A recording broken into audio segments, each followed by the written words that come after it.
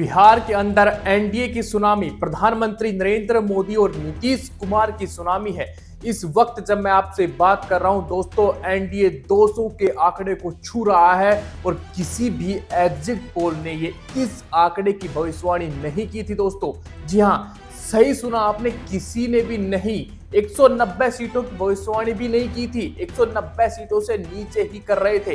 ये अप्रत्याशित है दोस्तों। जाहिर सी बात है कि आरजेडी और कांग्रेस इस वोट चोरी और अन्य मुद्दों के साथ जरूर जोड़ेगी। उनकी चर्चा अब हम नहीं करने वाले इस वीडियो में, मगर आपको सरल शब्दों में बताता हूं कि एनडीए को ये जीत मिली है, बम्पर जीत मिली है, बड़ी जीत मिली है। इसके क्या कारण है? सबसे पहला कारण है महिला, जो कि किंग मेकर के तौर पर उभरी है। यानी कि महिलाएं, याद कीजिए, महिलाओं के लिए दो चीजें हुई थी। जी हां, बिहार की महिलाओं के खाते में 10,000 उसका ये असर पड़ा। इसके अलावा वृद्धाओं को जो पेंशन मिलती है उसे भी बढ़ा दिया गया। आपको ये नहीं भूलना चाहिए। इसी मंच पर मैंने आपको कई बार बताया कि नीतीश कुमार का जो तुरुप का इक्का है, इसका जवाब देना नामुमकिन होगा। इसी मंच पर मैंने बार बार कहा है, जो 10,000 रुपए दिए जा रहे हैं उससे वोट बैंक में बड़ा बदलाव होगा। ये वादे तो तेजस्वी यादव ने भी किए थे कि हम जनवरी में आपके खातों में रुपए डाल देंगे, मगर फर्क है दोस्तों, एक तरफ वादा करना और दूसरी तरफ आपके खाते में पैसे चले जाएं।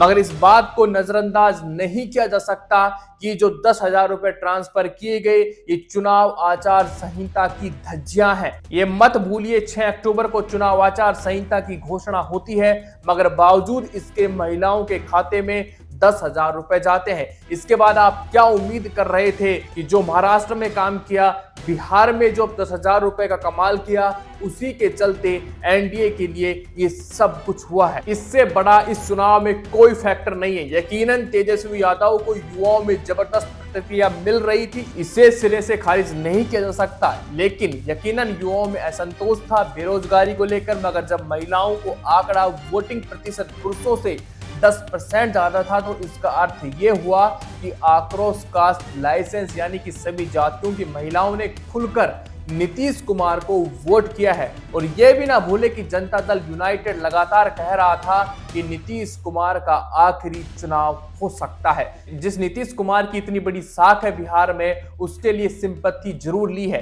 इसमें कहीं ना कहीं सिंपत्ति फैक्टर यानी कि सहानुभूति का फैक्टर भी जुड़ रहा है। जाहिर सी बात है, कांग्रेस इस नतीजे को स्वीकार नहीं कर रही। पार्टी के प्रवक्ता पवन खेरा क्या कह रहे हैं देखा जाए, सुना जाइए। अभी शुरुआती रुझान है, थोड़ा इंतजार कर रहे हैं। शुरुआती रुझान में जरूर लग रहा है कि ज्ञानेश कुमार गुप्ता भारी पड़ रहे हैं बिहार की जनता पर, लेकिन आने वाले कुछ घंटों में स्पष्ट होगा कि बिहार के लोग भारी पड़ेंगे ज्ञानेश कुमार गुप्ता पर या ज्ञानेश कुमार गुप्ता पड़ेंगे बिहार के वोटरों पर। देखते हैं, इंतजार कर रहे हैं दोस्तों। ये कहा है कांग्रेस के पवन खेरा ने। ये सब बातें अब अलग है, मगर बात ये है कि बिहार के चुनाव में करप्शन कोई मुद्दा नहीं है, बिहार के चुनाव में बेरोजगारी कोई मुद्दा नहीं है। कम से कम अगर हम इन नतीजों पर विश्वास करें तो बिहार के चुनाव में महंगाई कोई भी मुद्दा नहीं है। लोगों के खातों में पैसे दीजिए, काम हो जाएगा। और यही फैक्टर यहां पर काम आया है। और देखिएगा आप, असम में भी यही होने वाला है, क्योंकि आने वाले दिनों में उत्तर प्रदेश में भी चुनाव है, बंगाल में भी चुनाव है। बंगाल में फर्क ये है कि सत्ता में ममता दी है, मगर केंद्र में भारतीय जनता पार्टी है, तो बंगाल पर भी यही हो सकता है। तो केंद्र स्तर पर तो वो क्या करने वाले हैं ये हम देखना ही पड़ेगा। बाकी महिला फैक्टर, यकीनन महिला जो बिहार के अंदर किंग मेकर साबित हुई है, वो मनोज वाजपेयी की फिल्म है, सत्य उसका डायलॉग है कि मुंबई का किंग कौन तो बिहार का किंग कौन। यही कहा जाए कि बिहार की क्वीन यकीनन महिला वोटर्स हैं। मगर बड़ा प्रश्न, क्या महागठबंधन तो कुछ गड़बड़ हुई है? कम से कम इन नतीजों की बात करें, इसमें दो राय नहीं है कि महागठबंधन इन परिणामों को स्वीकार नहीं करेगा। क्योंकि इस वक्त जब मैं आपसे बात कर रहा हूं, तो इस समय तेजस्वी यादव भी पीछे चल रहे हैं। तेजस्वी यादव अपनी सीट नहीं बचा रहे।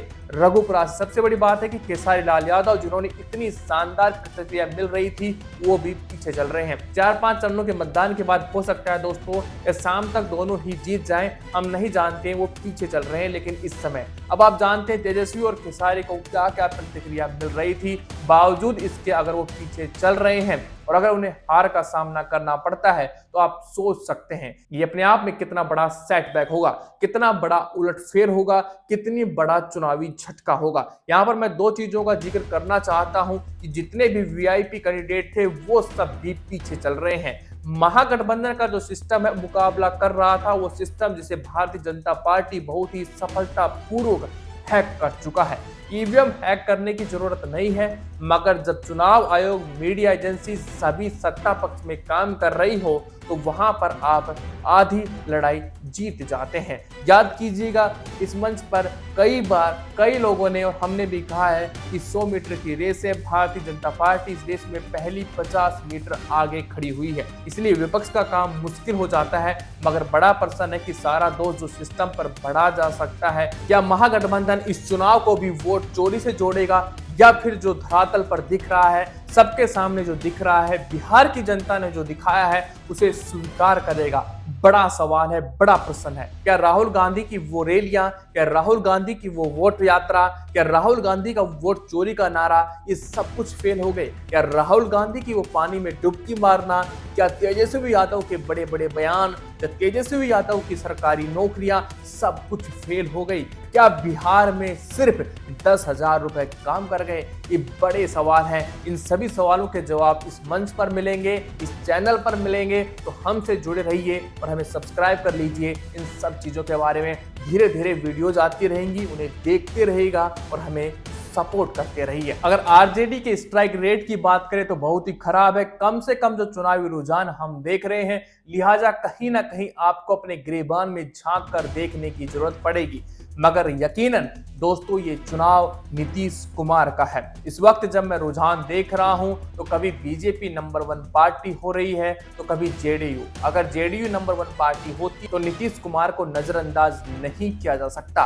नीतीश कुमार का अगला मुख्यमंत्री बनना तय है, एनडीए की तरफ से अगला मुख्यमंत्री होगा। अब सवाल सिर्फ इतना ही है, क्या नीतीश कुमार अगले मुख्यमंत्री होंगे या फिर नहीं? क्या नीतीश कुमार कहीं राजनीतिक से संन्यास तो ना ले ले? हमें इस बात का भी इंतजार करना पड़ेगा। मगर जेडीयू नंबर 1 पार्टी हुई तो यकीनन जनता दल यूनाइटेड की तरफ से ही अगला मुख्यमंत्री होगा। लेकिन यहाँ पर बीजेपी लीड कर रही है, बीजेपी ज्यादा सीटें जीत रही है, तो हो सकता है कि मुख्यमंत्री बीजेपी का हो और नीतीश कुमार के बेटे को उप मुख्यमंत्री बना दिया जाए। और नीतीश कुमार इस समय अपनी उम्र के हिसाब से अपने राजनीतिक कैरियर को शायद यहाँ पर विराम दे दे और अपने बेटे को उप मुख्यमंत्री के लिए स्वीकार कर लें। बाकी क्या कहेंगे, क्या होने वाला है, ये तो वक्त बताएगा। बाकी वीडियो को लाइक और शेयर जरूर कर दीजिए। लेकिन यहाँ पर नीतीश कुमार की सुनामी जरूर देखने को मिली है।